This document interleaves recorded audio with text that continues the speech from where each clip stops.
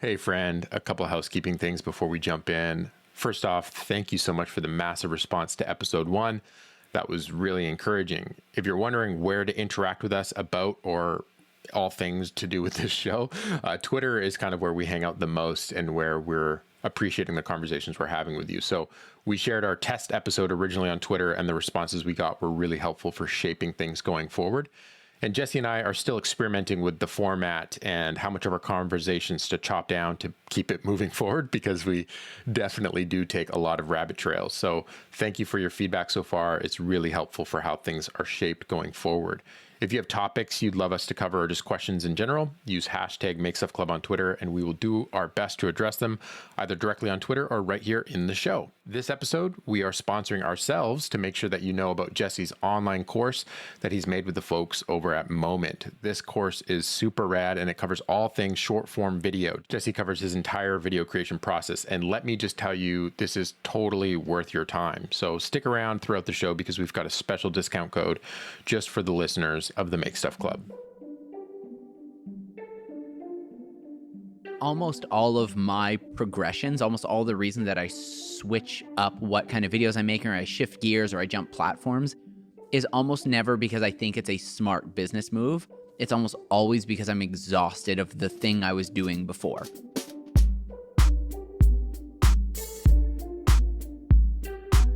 Hey friend, welcome to the Make Stuff Club, the show for dysfunctional creatives where the goal is simple: make good stuff, make some money, and as much as possible, avoid self-sabotaging your work, your relationships, and your life in the process. That sounds ideal. I would love to make some money and not ruin my whole life. I'm joined by Jesse Driftwood, fellow maker of internet videos, donut connoisseur, and one-wheel professional. I'm barely a donut I'll eat donuts. We're in your hometown. Yep. I drove here in my van. Getting a glimpse into your chaotic world is amazing. That's one word. It's one thing to see the finished things that people make and go, I like that. Right. Those are good things. And then as you're watching them as someone who makes things like in the same genre or medium, you make videos, I make videos, I imagine what it would be like to be you making them. I can't help myself. When I watch shows, when I watch movies, we ruin things for our significant others because we keep stopping the movies to talk about how they're made. They did it. Yeah. It's inseparable almost. It's hard to turn it off unless it just so captures you. And when I watch your videos, I had a sense of what it was like to make them or what you looked like when you were making them. Well, I've even noticed this because we've been working on some videos for me. We've been working on some videos for you. And I think what's interesting is that the process is so different. It is. And I just assume, like when I look at someone's video, I'm like, how did they make that? Because my brain goes, here's the way I make videos. And it seems impossible with the way I make videos to make that video, whatever someone else's video is. Yes. And the truth is that it probably is. Probably is. Yeah. And I got a glimpse of that first in New York City when we actually met in person after just being DM buddies for a while. DM buddies. How would you say what I'd call we us were? internet friends. Internet friends. Yeah. And then we became running buddies because Yeah. we would call while we were running. Mm-hmm.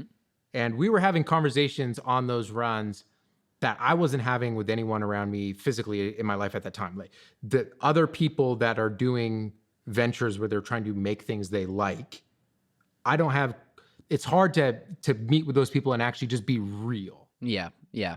And I mean, when we started doing those runs, I was just in the thick of trying to stop shooting weddings. But I still had like 15 I needed to edit and 5 more I needed to shoot. But I knew I was leaving and we would just like talk through on the phone. I think I just wanted someone to whine to. I just think I wanted to complain to someone because everyone in my immediate life that I would talk to was like, yeah, we get it. You don't like weddings anymore. And those conversations can be so pivotal. They can be how you adapt to where you're going next. And I've wished in the past that when I hear other people having conversations in kind of these like published, formalized forms, like a podcast, I'm hearing them and I'm kind of going in my head, I don't feel similar in a sense to the way that some other people have talked about the way they go about what it is they do. I just go, man, it's a lot more of a struggle for me. And I can't really relate to this clean, simple, refined process. And it makes me feel just inadequate. It makes me feel broken. It makes me feel just like I'm not doing life right. Yep, that's exactly right. That's exactly right. Even when I was in the thick of weddings, I saw other people running their wedding businesses. And then With there's that hired shooters, hired editors, studios. exactly, and there's that natural comparison where you're like, well, I'm what am I doing wrong? Why is like editing this wedding such a struggle for me? Why is just trying to stay in some sort of like creative flow state feel so impossible? And then Yeah. usually when I feel that, I'm like, well, then I'm either not cut out for it, or I'm just doing it wrong. So either I have to fix the process because it's broken, or I have to flee. I have to escape the whole process. And most of those headspaces involved with not appreciating certain qualities about yourself, where I end up in places where I don't feel like I'm healthy mentally because I'm just looking down on every aspect of myself and edging into the late 20s, Early 30s. early 30s. I'm starting to feel that sense of those things that I was working on when I was 13, 16, 19, and I thought I'd have figured out in my 20s. 20s are running out and they're still here. Yeah. Still month to month, season to season, I'm ending up at this place where I'm confronted by the same aspects of me. And I'm kind of done with being in this headspace of I'm bad because I have those. That's kind of, it's the ingredients of my life that I have to work with at this point. And I don't think self-loathing myself that I'm not more like someone else is going to be the answer that will bring me to a healthier place of actually making things I like. Yeah. Wherever you go, there you are. Would you say that the space that you've been doing different projects or ventures, as in your Instagram daily stories, the wedding business that you started, is that using up a resource that you only have so much of in any given month or year? Well, that's an interesting question. I don't know that if it's a finite resource necessarily, but it feels like that because you feel that like I'm running out, right? It feels like there's like a runway, and you either that's the exact metaphor that it felt like. There's like a runway, and the whole time, especially with weddings, I felt like I'm starting my business, I'm trying to get it off the ground, and I'm just running and running, and I can see the runway coming to an end, and it's like I either have to fly and become someone who looks on the outside like they've got it all figured out. I've got this creative flow and these processes, and I always know what I'm doing, and I always know what's ahead of me. But I always just feel like that time is running out, and that I've never really gotten it to the place where I'm like, I'm soaring. So maybe it is a finite resource. I feel as though most times I'm operating close-ish to my max video output. And if I had more margin to be working on more videos, I would fill it. Oftentimes I'm in a space of I am behind where I want to be on my own projects, then also on the projects I'm doing for other people, and then also the videos that I'm doing for internet stuff, which is a whole other category. I just feel like there's a limited amount of creative headspace. There's only so many videos I can be editing at one given time. I can't edit a dozen. Yeah. When a video is being edited by me, it consumes my brain. I'm thinking about it at the dinner table. I'm thinking about it when I wake up. When I can't fall asleep at night, it's there. It just follows me, and I can't turn that off or on. And when a client is going, hey, could you just do a quick video for us? It'll be no problem. What I don't do a good job of communicating is I actually can't do a good job of the dialed back version. I can't disengage aspects of my brain and go, I will just do this at a 4 out of 10. Right, a 40% capacity or something like that. Because I can't help but like want to do it good. Yeah, I know exactly what you mean. And when your skill set has grown, your ability to do it at a certain level of good is increased. And so you want to keep hitting that. When you want to set up a podcast shot like this, you're annoyed that the lighting isn't perfect because you know it could be better. Yeah. Even I'm looking at this, I'm like, man, this could be better. It could be better for But I sure. didn't set it up, so. And the rule we created for this to actually get it going was what quality level? What would it say, 3 out of 10? 3 out of 10. And the reason for that is we are video people. Yeah.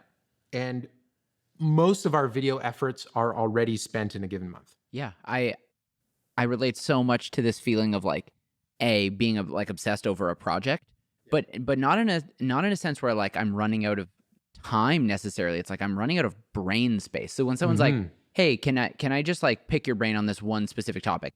Kevin was just here at the studio and he was laughing. I had like 8 unread messages from numbers I hadn't saved. Like, oh, just one more thing. Hey, I would love to get, Yes. So the issue that I run into isn't that I don't have the physical time to maybe shoot a project or make a new video or something like that. It's I don't have space in my brain to even start considering what even, a low effort video might look like. So I'll have friends that are just like, I just need a headshot as an example. And my brain doesn't go, yeah, easy, I'll just snap a photo. My brain goes, headshots, okay. Well, I don't want it to look like any old headshot, right? So what kind of like, what's the backdrop? What's the vibe I'm going for? How would I want to light this? I've had this idea for a lighting scenario, right? And then all of a sudden, all those thoughts that happen almost automatically, right? The gears have started turning, and that's just a thing. It's almost like I'm witnessing the thoughts happen to my head. Has now taken that much mental space away from the videos that I'm already working on. And so I'll leave all these messages unread because as soon as I open it, I know that I've opened it into 1,000 different questions in my head. And then in doing that, I've closed the door on a bunch of other things. That's why I have so many unfinished videos. Because You do? Yeah, I've got lots of unfinished videos. Like some examples. I made a video from when Levi was born, my baby Levi. Didn't finish that. I've got several vlogs. Wait, I thought I was your baby Levi. I'm confused here. I made that one video with my baby Levi. Hey. But literally my actual baby named Levi. I'm so glad I didn't ruin that name for you. I'm so glad that you didn't ruin it also. I'm also just completely honored that you named your child after me. The backup name was Alan. I love No, this. that's not true. Vlog that I shot with Emma and Dorothy before Levi was born. I didn't finish. And these are like probably 7 minutes of edited video, like 7 minutes of finished video. Oh, you've even started working on that. Oh, yeah. Okay. Long in. But then I start other projects or like client didn't, if something takes more precedent or if I accidentally open that mental door for that headshot or that whatever, I am saying no to those other projects. It's true. Sometimes people that look at our work on the internet, because it's so public and people click the follow buttons, they opt to see what we make and they would go, hey, we like what you make. It seems as if you're getting paid to do it. I would like to ask you questions about how to do that as well. Mm-hmm. That is you get those. Yeah. Oh, yeah. And oftentimes people will wonder, how do I get into doing this? How do I get into doing this? How do I get paid? How do I get paid?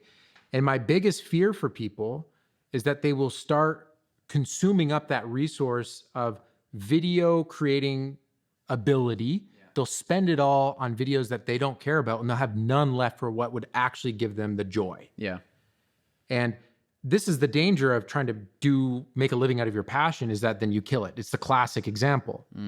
That's exactly right. It's almost like there's this pendulum, and on one side is creative fulfillment, and on the other side is functional business. Yes. And I swing between the two constantly. Mm-hmm. And the more I leaned into weddings, the more I realized if I want this to be a functional business, if I want it to be sustainable, then I actually do have to pull some of that creative fulfillment out of it. Mm-hmm. Because I have to be okay with every video not being some like reinvented, this masterpiece of a whatever. Yeah. Because efficiency when you're running a business is much more important. The clients would rather the video be 80% of the way there, but 2 weeks sooner. And your creative fulfillment would be tough to satisfy that itch in your life off that style of business, unless you're the type of person that was just driven off running efficient things. Then you'd get the biggest kick out of that. Well, I don't know what you are. I've said this in other podcasts with other people. I've probably said this online. I'm not an entrepreneur. Like my default is not how do I build this? How do I make a business? How do I sustain a business? How do I grow? How do I share this knowledge? My brain just goes to how do I make videos? How do I have fun having videos? And it's almost entirely rooted in when I was a kid, I loved having fun making videos. Me and my friends would make skate videos, and any class where we could make a video as a project, we would, as young as I can remember. So I find no joy. I find no actual fulfillment in the running the business side of it, which is not great because it's very important to learn and to figure that stuff out. And so almost all of those lessons for me have been just, figured out the hard way. What I love about what you just walked me through is I relate, but then also I can hear advice that I've gotten from people in the past when I've said what you just said. Yeah. There's people that have heard me say similar things. Then, dude, it's simple. Just like get this, do that, install this software, do this scheduling thing, and it's like done. And it's so hard to understand where they're coming from when your reality to get into that headspace seems so impossible. They're just going, no, it's simple. It's just do this. It's like, wait, okay, so the last 15 years of trying to do this has not been simple, thank you. And I've had more than just you tell me this is simple. Yeah. So it's not simple. I wonder what me 10 years ago, if I would have done anything different, if I would have been able to see forward and us having these conversations where it's still like, what are we doing? Yeah. Right? Like, when is this going to feel like there's some level of automation, even if it's like just in my own head? I wonder if I would have done things different if I would have known that the reality is probably that same, like, wherever you go, there you are. It's just, there is an element of that's just how my brain works. And that doesn't mean don't try and do better. That doesn't mean that there are some of those parts of my personality aren't flawed and need actual work. But there is also an element of just my brain has been wired to work a certain way, to find joy and fulfillment in certain things, to process information in certain ways. And so for me, it's just not simple. And it probably never will be simple. Yeah. I would love to just hire a business manager, but then part of hiring a business manager is if they are good, they want to be paid well. And if they looked at how I'm currently running my business, they'd go, yeah, this is not the business I want. So it's like this catch thing, right? A smart enough business person would not get involved with us. And this is the danger of offering unsolicited feedback to the internet. And this is a message I want to keep evangelizing is please don't do that. If you just go, I have this problem with this, there will be 30 replies going, oh, you're using the wrong application. You're just, okay, fine. You want me to use a different one, but this is the application I have. Yeah. And I want to learn how to get over this little hiccup. You're right. I mean, this metaphor is into pretty much everything. 2020 has not been a simple year for anyone. But what's interesting is a lot of the conversation that gets loud is like, don't you see? The answer is so simple. If you just did this, if you just did that. And we do so well to tell other people what their easy answers are. Right. And then we all go home at night and we just like cry into our pillows, Yes. Everyone preaching simple answers for others is just equally, I mean, I don't know everyone, but let's say everyone is just equally confused and conflicted about their own issues. Yeah, if you want to give unsolicited feedback, I suggest trying to understand, ask permission maybe, and try to just actually understand the problem. Because I don't know if unsolicited feedback has ever helped me arrive at a conclusion that made change in me. Most ways I've changed in the past is because I've come to the realization that I needed to change. So the people that were trying to help me in the past, it actually would have been better if they asked questions. Yeah. We've been talking about the resources of our brain and our creativity and how hard it is to run businesses. Would you agree that you on a given month-to-month basis, you are using most of your video kind of related energy already? Honestly, I wouldn't. Okay. Personally, no, I wouldn't say that I'm there. And do you think, okay, talk me through that. Do you feel you want more? Do you want to do more? Are you satisfied with the amount of things you're making? I definitely want to do more.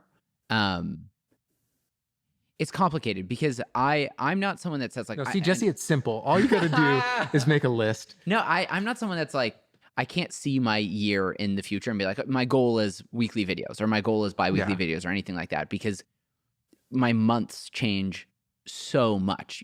Anyone with young kids knows that like on a month-to-month basis, they're new kids with new challenges, right? And 1 month, great, I'm sleeping awesome. Suddenly the next month, it's like a sleep regression or something, and I'm totally fried and can't think through the day. I can relate. So yeah, exactly. So I'm okay with knowing right now, this period of my life, I am not operating at my full creative capacity, but that's just because that capacity is getting chewed up by, Yeah. life. We are such like holistic beings that like every aspect of our life does play into every aspect of our life, right? If we've got conflict at home with our wives or something like that, that's naturally going to affect our creativity. But I think the inverse is also true. And so for me, I find it's actually important that I do preserve those moments when I am finding joy and like loving the process of creation of videos, because it also plays out in the other aspects of my life. I'm more likely actually to be a better husband or father after at least being like uplifted by the creative process, and vice versa. When I have like great times with the family and stuff, I'm more likely to want to be creative, and it's all so frustratingly intertwined. Yes. I wish they could be compartmentalized Right. parts of my personality, But they're not. but they're not. And that's where, for me, when I think about, okay, like I have 3 entire mini documentaries shot. That's a lot. 3 trips, Jesse, that I spent thousands of my own dollars to go shoot. Yeah. The problem I'm in now is my mental resource of turning that footage into a finished thing that I will like is finite. And I'm using it on all these urgent things that are right in front of me. And 2 years later, I'm still getting texts from my friends that were on that trip going, hey, when's that dropping? And it's interesting to me because the first times I was asked that, it'd be like, oh, my goal is in about 2 months. And I just pictured I've been doing that cycle with those friends for over 2 years now. That's not ideal. And part of it is, okay, there's layers about why opening those edits are hard for me because, hey, maybe I didn't think the story was as good, so I'm not as energized about it once it's done. There's other things going on there where I know, hey, editing this story will be hard, and knowing that before I open the project is a barrier to actually doing it because I don't see the first step to take. I just see the whole project as a whole, which to me just kind of paralyzes to the point where it's like hard to get the edit even open. Yeah. Eventually I just go, okay, do I actually care? Oof. I mean, you're right. And it's, I think the topic of like old projects is a very interesting one because I know almost every filmmaker I know relates to that, which is like you have all this passion, and then if you let a week go by, it just dwindles. But I think what you're saying is right. It's not even like the passion that goes away. It's that you don't that energy is now moved on to whatever other more pressing thing is happening right now. And for what us, sponsored videos this month? Which new products are coming out? Which things do I need to make for clients? That way I get a paycheck. Yeah. Or heck, you might even have another trip that you've done since then that you're just more excited about because it's more at the front of your brain. Mm-hmm. And so getting back to those old projects can just feel absolutely impossible. And in my case so far, that has been the case. It's because I didn't finish them. So therefore, impossible. We're going to take a quick little break here to tell you about our sponsor for this episode. And this episode is self-sponsored. Jesse didn't agree to this ahead of time, so I would love to surprise him with a bunch of new students for his online course. If you want to be an online video creator, you need to learn how to tell full stories in under a minute. Short form storytelling is a superpower for the modern age, and Jesse is an absolute master at this. Thankfully, he created this really good online course walking through his entire process. From those amazing transitions to comedic relief, he covers it all. I personally have watched through this course and was really blown away by how much value Jesse managed to pack in. And it's not one of those overly long, just ridiculously boring courses. It's really well created so that way you don't feel like you're wasting your time. There's already over 2,000 stoked video creators who've taken this course, and I think if you're listening to this podcast, it could be a great fit for you. I reached out to Moment and got a custom discount code created just for this podcast for you, the listeners. The code is Learn from Jesse, no spaces. You can see that in the show notes as well. You can find Jesse's lesson online by simply Googling Jesse's Moment Lesson. And in the checkout, once you've punched in your address, a discount box appears on the payment page, and it gets you 15% off if you use the code Learn from Jesse. I'd love to surprise Jesse with a ton of extra sales to close off the year. So if you're interested, now is the time. As of recording, this Moment is also running a buy one, get one on some of their courses. So it's a ridiculous value. Now, back to the show. I think there's this funny thing that it's easy to say this is true for YouTubers, but I think it's true for everyone I know that starts freelance in video that doesn't go like the film school or a more traditional film route, which is we're used to having full control over every part of the process, right? I produced it, I conceptualized it, I shot it, I edit, I do all of it. But the fact is, like, good video is almost never done that way. I don't know why it's so hard to just say, like, let me release this creative control, especially if you really don't want to edit it. Well, it's hard because we know other people won't care about it the way that we care about it, especially when they're your own passion projects. Yeah. And that's being able to energize your creative collaborators to see a vision that you see and get them invested in it. That's a whole skill set that I lack entirely. Yeah. But it is tough because you know deep down the way that I could edit this would end up at a certain result that I can guarantee I would appreciate. Yeah. You'd be happy-ish with it anyways. And the fear would be if I hand over footage that I know has issues fundamentally because you remember that while you were shooting it, there was hiccups. The fear can be, will they solve those problems in a way that is actually good for the story? Mm-hmm. And there's all this baggage with that. Yeah. When you were shooting wedding videos, when you were shooting daily stories, when you are now on YouTube making YouTube videos, you'd made this comment earlier about how, hey, when I was doing weddings, I was running out of the resource to do that. I can't remember. I don't think you used a resource word. No, it wasn't resource. I was just saying how, like, almost all of my progressions, almost all the reasons that I switch up what kind of videos I'm making, or I shift gears, or I jump platforms, is almost never because I think it's a smart business move. It's almost always because I'm exhausted of the thing I was doing before.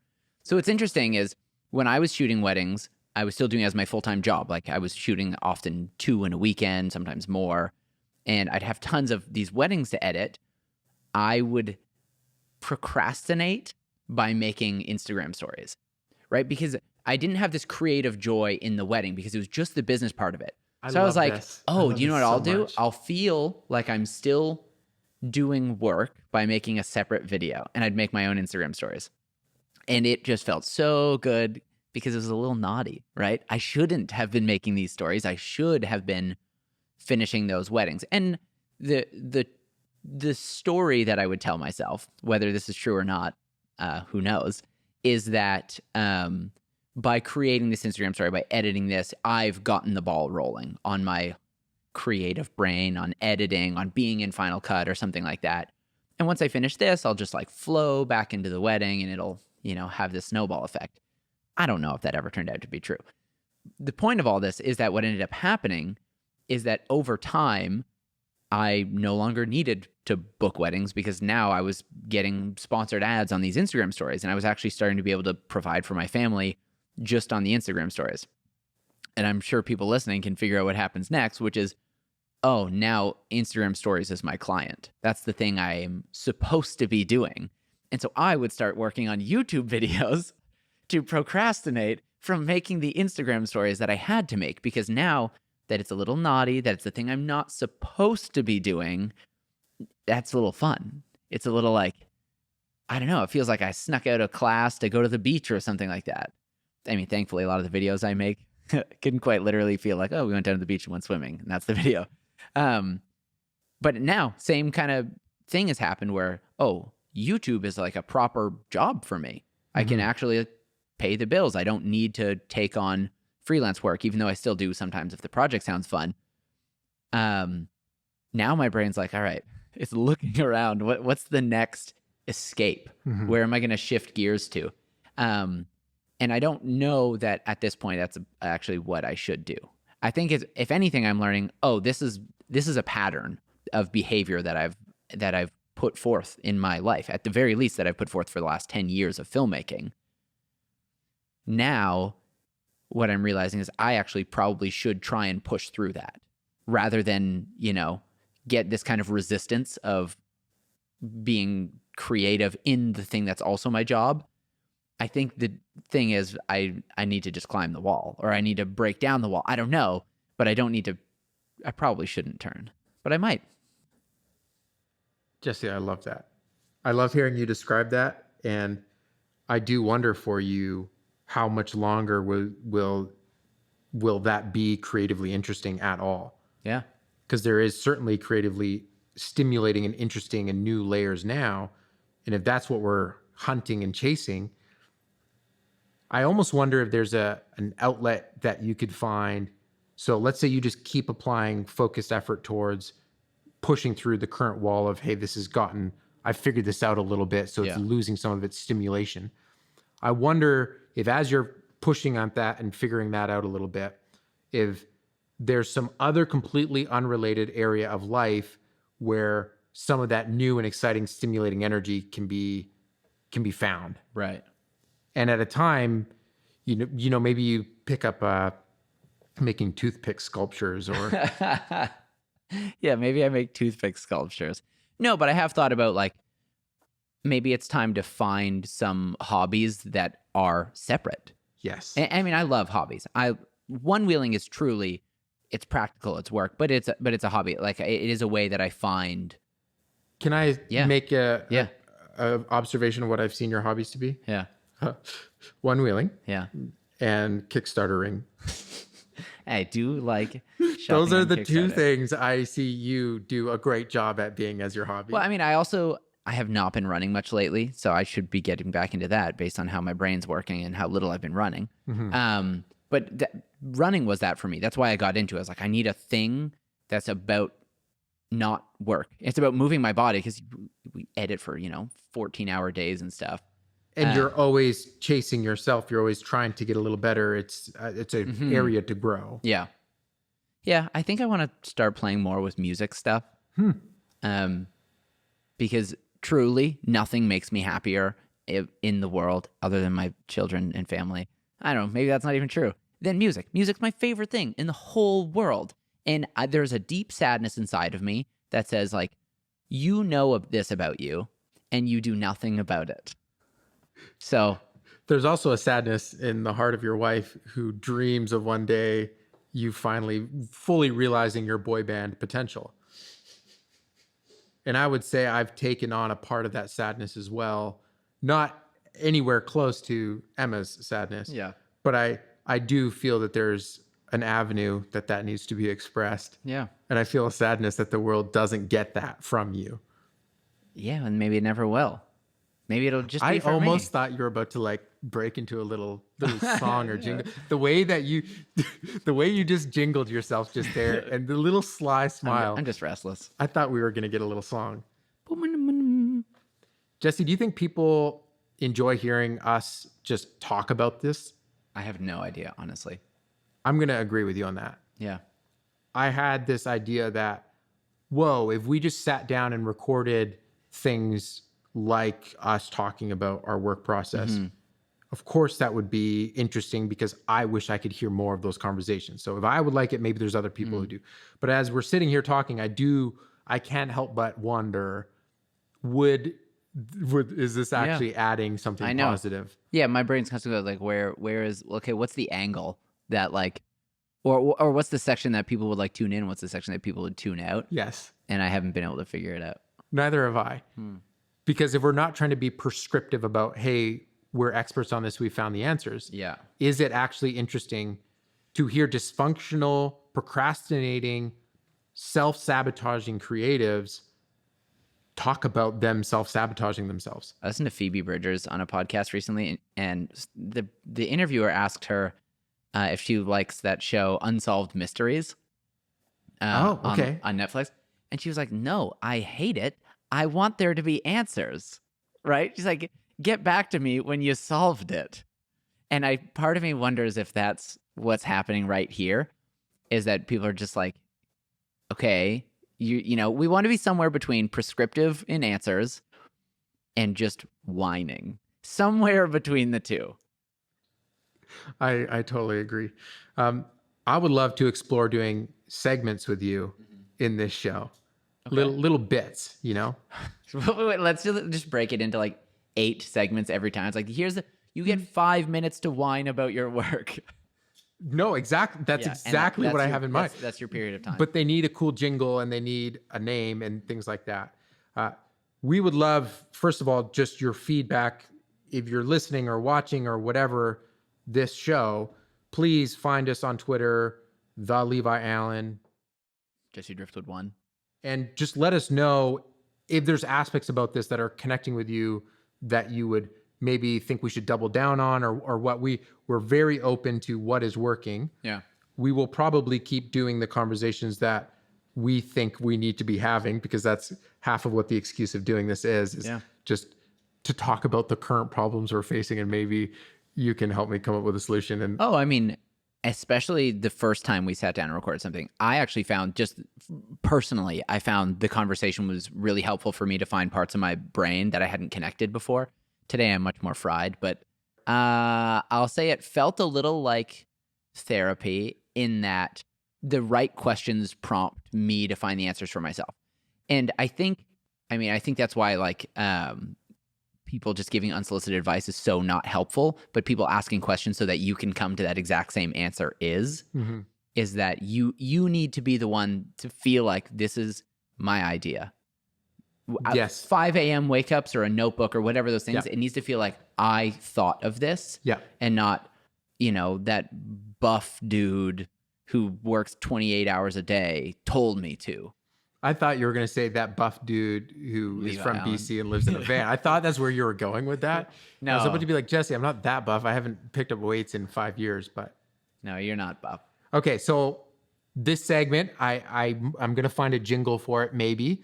I don't have, I want to just try it with you right now. And this segment is called Now, Now, Now. Okay. What do you think? Well, I don't know. We haven't done it. What is it? Okay. So Now, Now, Now is the part of the show where we just say, hey, this is what we are actually physically and mentally and spiritually spending our creative resources on currently. Okay. What are you doing right now? Yeah. Right now, what am I doing right now? Wait, so do you agree with the segment? Can we do it? Yeah, I'm fine with the segment. I mean, have you've listened to Dad's Trades, right? Yes. Yeah. I mean, like they'll do that part where it's like, let's just walk through our running week. Right. Which I think is a helpful format. Truthfully, where I'm at right now is trying to recover from feeling just mentally dead. And I think that's just going to involve like just a couple of passion projects anyways. Just things for the sake of it.